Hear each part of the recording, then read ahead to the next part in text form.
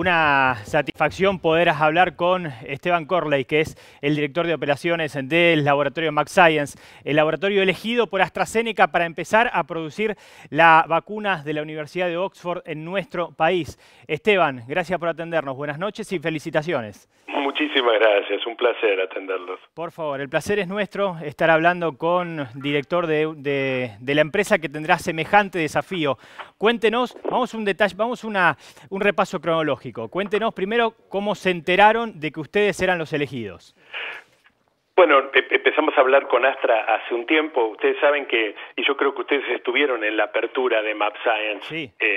en febrero, y una fábrica muy moderna, en la que se invirtió 40 millones de dólares con la tecnología de última generación para cultivar células, y eso obviamente despertó el interés de AstraZeneca, que tiene un programa global súper interesante de abastecer, creo que 2.000 millones de dosis de vacuna en el mundo, en un plazo corto, y por lo tanto han ido en cada región eligiendo empresas que sean capaces de producir y generar este producto para abastecer a las regiones o a los diferentes países.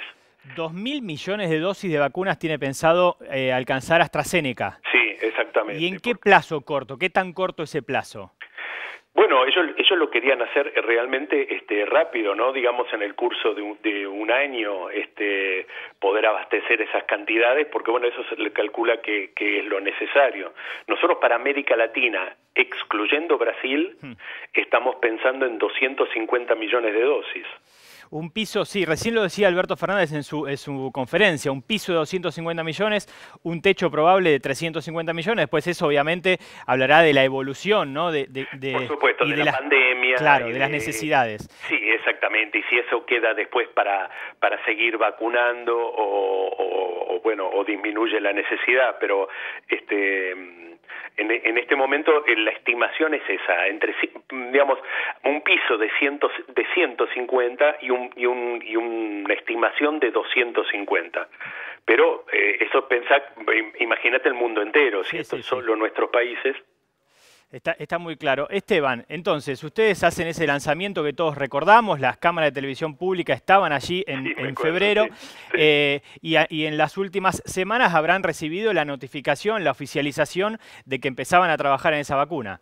Exactamente, que AstraZeneca había decidido que nosotros estábamos en condiciones suficientes y necesarias para poder fabricarla, cumpliendo con todas las normas de calidad internacionales y un estándar, te imaginas, un estándar súper alto, y bueno, y sumado a esto, digamos, hay más actores, porque me parece que acá hay una decisión, primero de Astra y de Oxford, ¿no es cierto?, que es el creador de la vacuna, la Universidad de Oxford, de hacer, digamos, accesible esta vacuna rápidamente y al costo. Sí.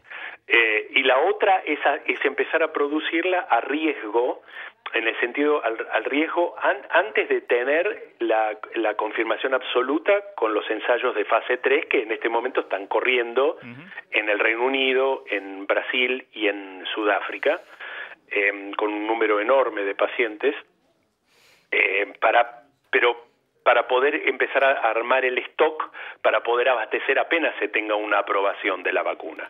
Ahora, eso cuesta, imagínense, una cantidad importante de dinero con este número de dosis. Entonces, en el caso de América Latina, acá, además de la decisión de MabScience de también contribuir trabajando al costo, está la contribución de la Fundación Carlos Slim, que es la fundación del magnate mexicano, sí, que ha decidido financiar el proyecto hasta tanto se empiece a vender a los gobiernos. Perfecto. Hasta ahí lo que sabíamos. Después de un ratito le voy a preguntar porque sabemos que ustedes tienen un desarrollo o la posibilidad de un desarrollo tecnológico distinto y por eso fue la elección. Pero vayamos bien a la vacuna.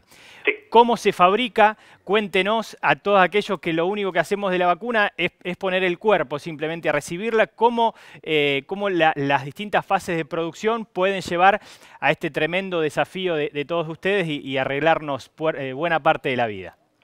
Bueno, mira, vacunas hay muchas maneras de vacunar, pero ¿qué es vacunar en definitiva? Es, de alguna manera, enfrentarte al desafío del patógeno sin que ese patógeno te pueda dañar, ¿no es cierto? Y eso lo podés lograr o dándote un virus muerto, como son algunas de las vacunas, o dándote un virus atenuado que no es capaz de desarrollar la totalidad de la patología, o en el caso nuestro, una plataforma tecnológica más moderna, en el caso del desarrollo de Oxford y de AstraZeneca, que es usando un virus no patogénico como vector, presentarle a tu organismo una parte pequeña del coronavirus. ¿Y qué parte se eligió?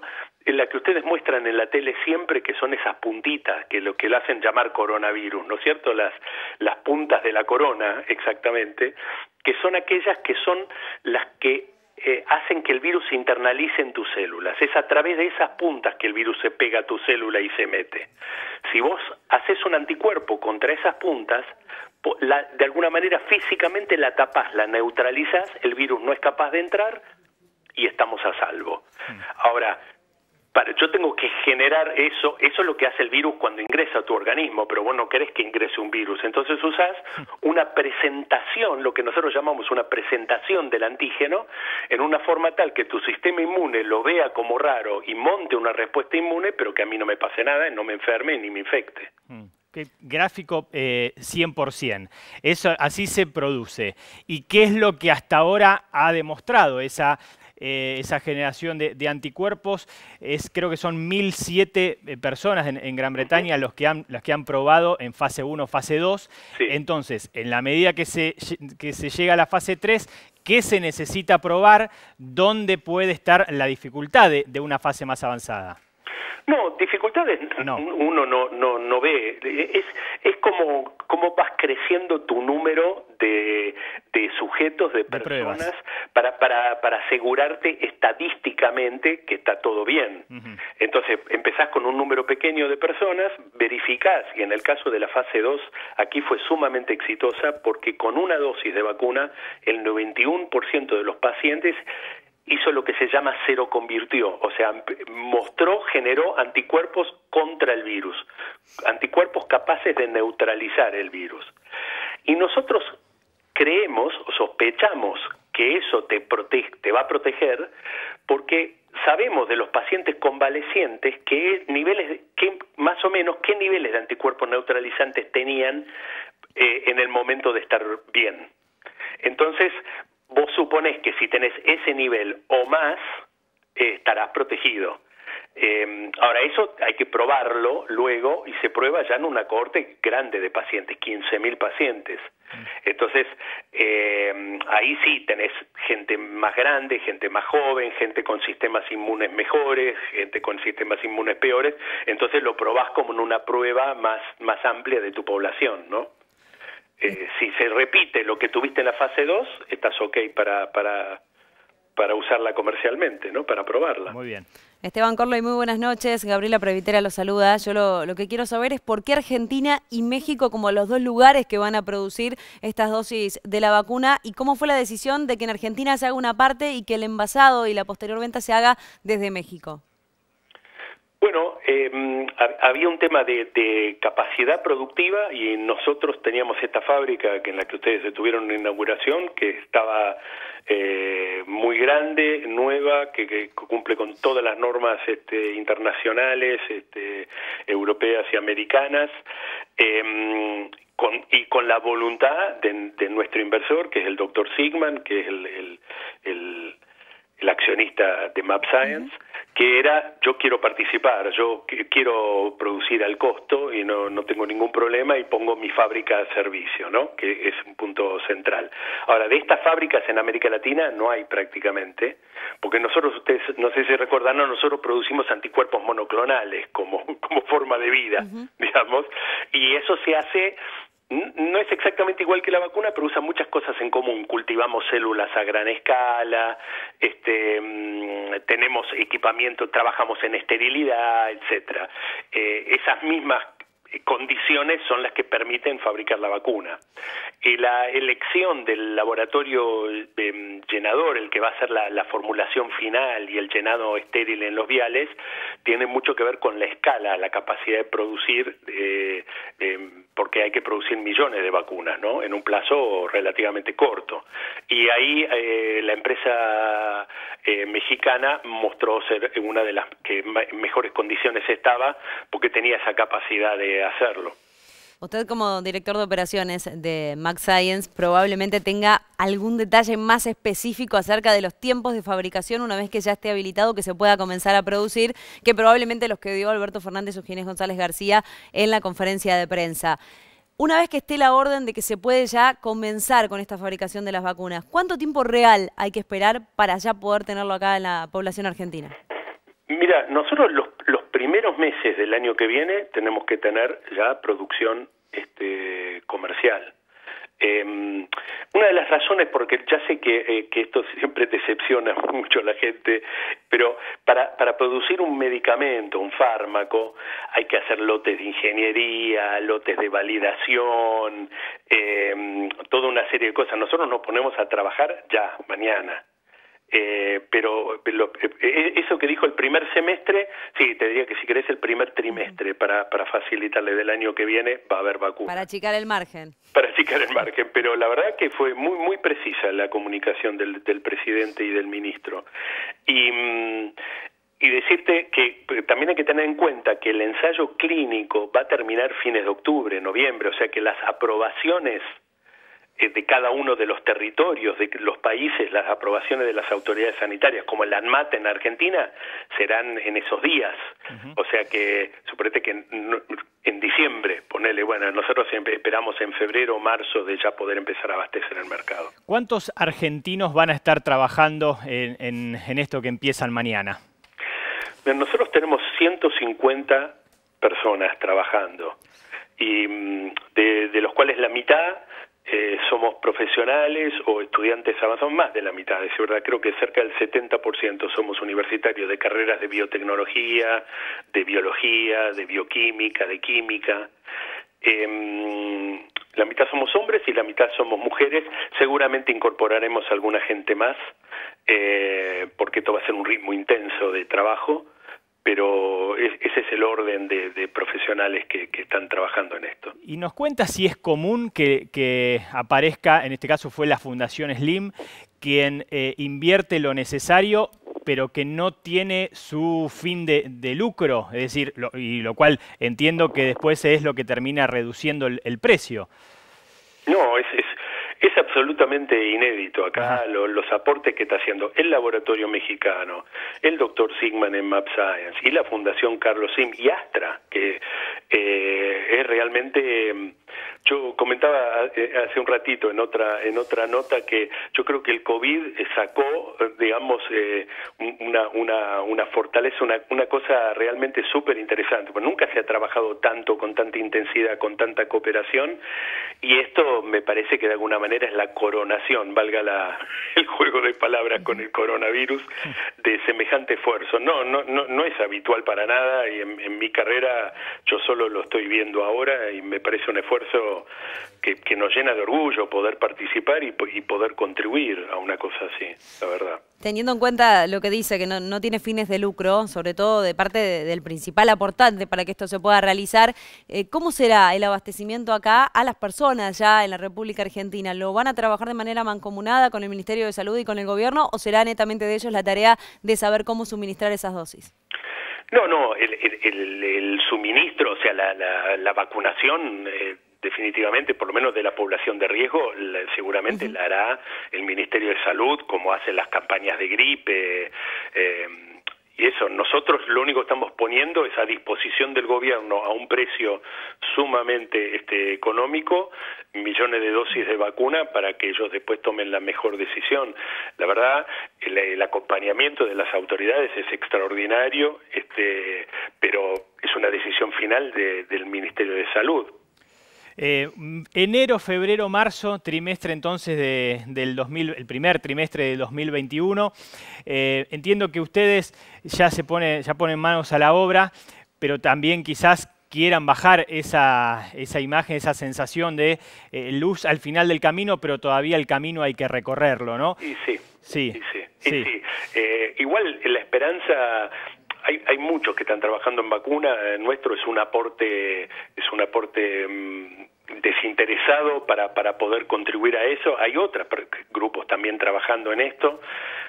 Vacuna va a haber, es seguro, el riesgo tecnológico es muy pequeño, o sea, va a haber un poquito más tarde, un poquito más temprano, va a estar a un precio accesible y seguramente, y además está la voluntad de los gobiernos, y desde ya la del gobierno argentino, de proteger a su población vulnerable, ¿no? A su población de riesgo. Como lo hace, Argentina tiene uno de los programas de vacunación más amplios de la región.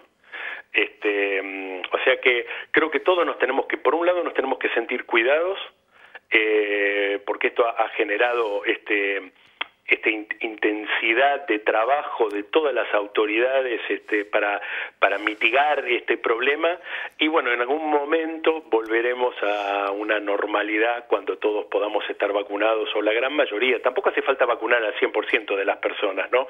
Ustedes habrán escuchado, ustedes mismos habrán hablado del efecto de la manada, ¿no? De la inmunidad de manada. Claro. Bueno, cuando haya un porcentaje alto de gente vacunada, la circulación del virus va a bajar. Pero está claro de todas maneras que el grueso de la gente, no hablo a nivel mundial, sino acá en la Argentina todo el mundo está esperando esa vacuna, y es importante también llevar tranquilidad con esto que estaba diciendo.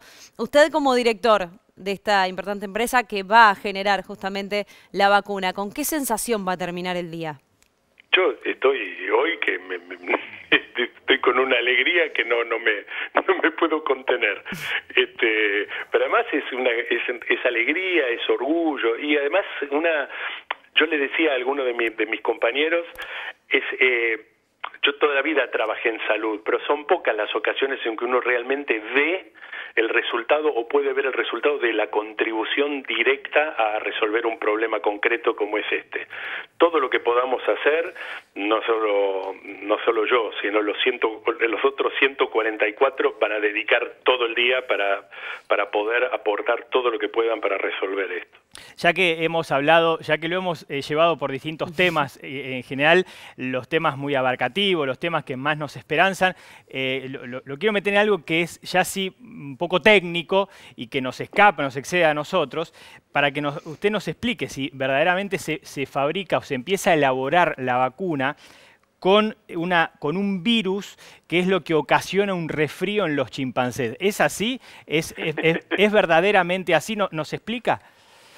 Bueno, el origen del vector es ese, era un virus que generaba resfríos en los chimpancés, sí, pero estos son virus que están atenuados, ¿no sé? Vos tenés muchas vacunas que son el virus con alguna modificación. Polio es un ejemplo, la vacuna Sabin es un virus atenuado. En este caso, este virus ha sido modificado, se han eliminado un montón de genes, que hoy se hace por ingeniería genética, de forma tal que el virus es incapaz de replicarse en nuestras células.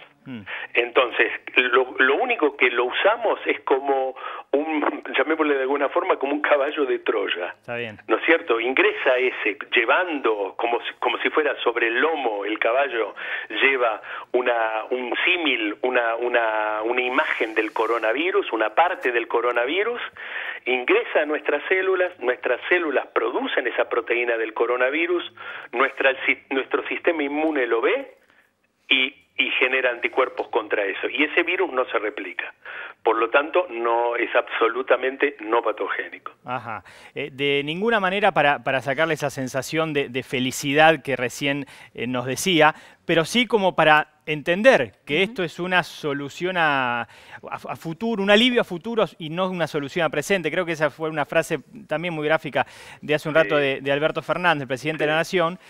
El parte diario del Ministerio de Salud nos deja claro que lo peor no ha pasado, sino que está pasando. Sin lugar a dudas, y sobre todo con el tema de contagio fundamentalmente. Estos son los números, 7.663 los nuevos contagios diarios, los últimos de las 24 últimas horas en la República Argentina, 268.574 son los contagiados, 209 las víctimas fatales por COVID-19. En total ya se acumulan 5.213 las personas fallecidas, y con estos números y además la sensación que hay en la calle, por supuesto que entenderá nuestras preguntas teniendo en cuenta la ansiedad que hay para que aparezca una vacuna. Sí, por supuesto, pero yo no puedo más que decirles que tengamos esperanza y que mientras no haya vacuna nos tenemos que cuidar. No hay, en ese sentido, el presidente ha sido muy claro, ¿no? Hay que evitar los contactos cercanos, usar el barbijo, lavarse las manos, hacer todo lo que nos recomiendan, y cuando todos podamos estar vacunados podremos retomar una vida más normal. Yo creo que es eso, ¿no? No somos nosotros, es lo que nos infecta es el virus. Obviamente. ¿Qué vamos a hacer? Tenemos que combatirlo. Mientras ustedes estén trabajando en todo este tiempo, la única vacuna, tiene comillas, la única vacuna posible es la prevención. Una consulta, si es que sabe, sobre qué es lo que ha generado la vacuna en aquellos que, creo que en su totalidad británicos, la han probado en fase 1, en fase 2. Sí. ¿Ha provocado algún malestar posterior a la vacuna? No. Lo que en algunos casos, no en todos, en algunos casos te hace las típicas reacciones de vacuna, a veces un poquito de dolor en el sitio de inyección, en algunos casos una febrícula, una fiebre leve, pero todas cosas que remiten con paracetamol y en un día. Con respecto a eso, de todo es la nada, claro. Sí, cuando acá en Argentina muchas veces se hacen las campañas de vacunación antigripal, muchas veces suele decirse que el efecto rebote de esa aplicación de esa vacuna suele dar una gripe fuerte primero y después te termina previniendo para el resto del invierno. En el caso de la vacuna contra el coronavirus, o por lo menos esta que se está probando en Oxford, ¿hay algún tipo de determinación acerca o de certeza a ver si en algún momento puede llegar a generar... Perdóname, pero incluso eso que se dice de la gripe es bastante prejuicioso, te voy a decir. No es tan así. Lo que pasa es que hay... De hecho, hay mucha gente que no se la da justamente por eso. Sí, ya sé, pero no... Yo me la doy todos los años. ¿Sabes lo que pasa? Que hay muchísimos virus de resfrío. Para empezar, la mayoría de las cosas que nosotros llamamos gripe no son gripe. Son resfríos o... Yo te aseguro que la vacuna de gripe como vacuna también es súper segura y no da... Puede ser que siempre hay pacientes más sensibles, ¿no? Claro. Personas más sensibles y que pueden hacer reacciones más... Pero seguro, ninguna compara con la enfermedad. Esteban, nos van quedando pocas consultas. Le agradecemos haberlo sacado. Perdón, porque me están esperando le prometemos que con esto vamos cerrando. Ha dicho Ginés González García, el ministro de Salud, que es la vacuna que lleva la delantera a nivel mundial. ¿Por qué lleva la delantera a nivel mundial? ¿Qué es lo que le hace? Oxford, sí, porque Oxford empezó muy tempranamente con una tecnología que ellos ya habían desarrollado y habían hecho trabajos en ébola y en otros, o sea, acá estamos hablando de una vacuna que se basa en una plataforma tecnológica, no es como dirían los ingleses, one of a kind, no es única, ellos ya tienen una idea de cómo hacerlo, y esto es lo que permitió ir muy rápido y ya estar en fase 3. En fase 3 en este momento, que yo sepa, está la de Pfizer, está esta, y hay una vacuna china, pero... Lo importante es que en Argentina se va a fabricar y eso es lo que nos queda a todos como sensación a partir de ahora. Sí, que se va a fabricar acá debería ser motivo de orgullo para todos nosotros, la verdad. Claro que sí. Es un motivo de orgullo también la charla, ha sido un motivo de orgullo para nosotros la charla. Felicitaciones a esos 150 compatriotas que desde mañana pondrán la cabeza, el conocimiento y las horas para lo que imagino que debe ser el sueño de tantos, ¿no? Porque de eso también se trata la carrera de ustedes. Que absolutamente. Lamentablemente, quedan en la historia de alguna forma. Lamentablemente apareció una pandemia para que ustedes puedan cumplir el gran sueño. Es feo que yo tenga que reconocer eso, pero sí, es una oportunidad. Está claro. Felicitaciones y la seguiremos. No sé si con esta duración, le prometemos más corta la próxima, pero la seguiremos en semanas venideras. Muchísimas gracias.